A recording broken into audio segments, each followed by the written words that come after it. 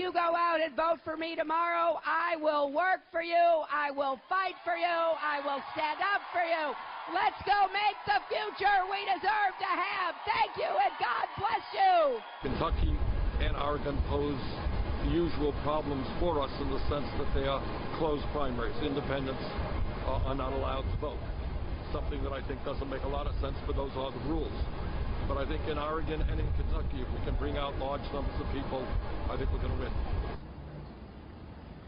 Bernie Sanders and Hillary Clinton talking about the contest tonight. We have two on the Democratic side, Kentucky and Oregon, a total of 116 delegates up for grabs tonight. Not great polling in either place. In fact, very little polling in either state.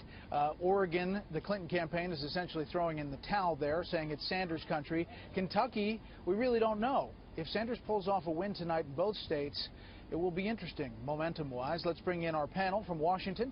Tucker Carlson, host of Fox & Friends Weekend, A.B. Stoddard, associate editor of The Hill, and Charles Lane, opinion writer for The Washington Post. Okay, Chuck, what do you think about tonight? Set the table and, you know, heading into these races, even though the delegate race seems like with superdelegates, Hillary Clinton is a lock. Yeah, she's not piling up the momentum, you know, having been beaten in so many primaries recently. I guess West Virginia went very poorly for her. And she could use a win in Kentucky for precisely the reason you said, which is that it's kind of indeterminate. There's no clear forecast of who would come out ahead. It would be a nice win for her. It's a state somewhat like West Virginia demographically, and therefore it would be a bit of a comeback. But overall, the big picture here on the Democratic side is that Bernie Sanders is just refusing to get out of the race, notwithstanding what the party wants him to do. And so while over here you have you know, the Republicans have a lot of problems, but at least they don't still have a fight, at least on paper, for their nomination with two candidates going after each other. And I can't believe that Hillary is enjoying having to continue to deal with this pesky Bernie Sanders, who is everything he does, and you know, as the campaign rolls on, reminds everybody that there is this left alternative to Hillary Clinton, and you know, it mounts this implicit criticism of her. She would sooner be rid of him, but he just won't go away.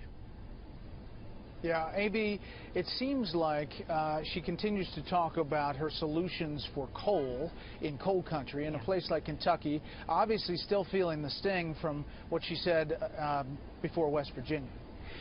Right. She had some long comments in which she did talk about trying to take care of people who would lose jobs in the coal industry, and how they needed to be helped. But she obviously said the words, "Will be putting a lot of coal mines out of business, and people who work for the coal mines out of business," and that is a bumper sticker. And that's really, even though she and Bernie Sanders are pretty much on the same page there, he seemed more empathetic in his rhetoric. She has tried to, you know, come back from this sort of word salad that she ended up with, saying that her husband has been on the stump reminding people that she has a $30 billion proposal to help those who have been suffering in coal country. But Senator Rand Paul jumped on it when she said it in West Virginia, and she finds herself in a race in Kentucky where she did so well, a 35-point win against Barack Obama in 2008. And as you said, not a lot of polling and struggling, and just hoping that she doesn't have a bad surprise tonight. Tucker, this controversy over the last couple of days has been in the wake of this Nevada convention in which Bernie Sanders delegates essentially caused a pretty big ruckus. Sanders was asked about that today. Take a listen.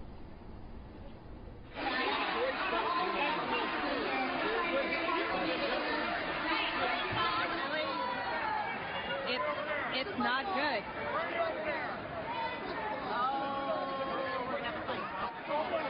This past weekend was the Nevada convention. Okay, I think Get the reaction to that. He kind of walked away from that question, Tucker. He put out a statement saying, listen, it's essentially a rigged system. Well, his supporters feel that way. I mean, consider the fact that they're coming out for him in the first place. Anyone with internet access knows that he is almost certain not to be the nominee. She's 3 million votes ahead of him. You have to win 90% of the remaining delegates in order to get the nomination on delegates. So why are they still coming out for him? As a protest, of course. That's why this is a disaster for Hillary. If tonight goes as expected, he'll have won 22 states, to her 26 states. She's still going to be the nominee, but she's lost the argument long ago. She's not running the campaign she planned to run. She's been moved far left, and she still has to deal with Sanders and his supporters the third week of July in Philadelphia. What is he going to ask for? That is the question that hangs in the air. Platform changes? A Hillary person told me this morning, you probably want to rewrite the platform. Yeah, I don't think so. He's going to want a lot more than that. Why wouldn't he have control over her pick for VP? She's got a pretty specific set of criteria in mind. He's got a very different set in mind. I think it's a big, big problem, bigger than we've been acknowledging even. Yeah, and she has a long way to go to wrap up the bound delegates. I mean, she get there with superdelegates, but it'll be interesting in Philadelphia.